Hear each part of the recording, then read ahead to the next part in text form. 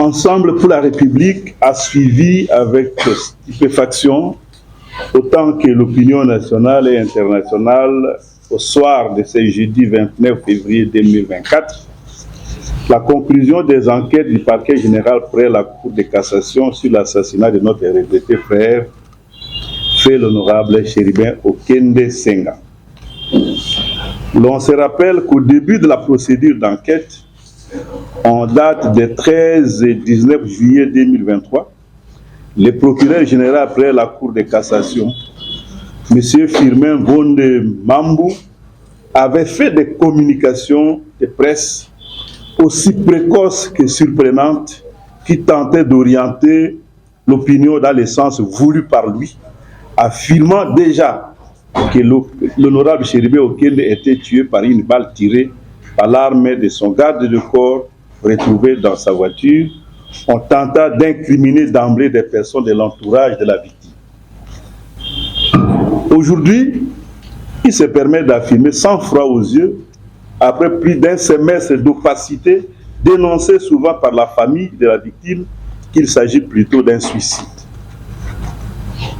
Quel cynisme! Ensemble pour la République réfute ces élucubrations et rejette ces conclusions qui sont totalement déconnectées de la vérité.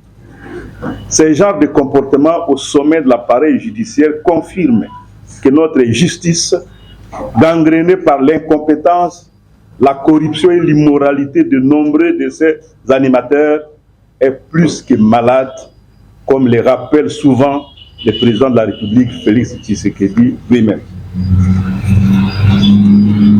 Ensemble pour la République rappelle que le refus de rendre disponible et public les rapports de l'autopsie pendant plus de 7 mois a maintenu une suspicion légitime de la famille et de la nation sur les enquêtes menées par l'équipe commise à cette époque.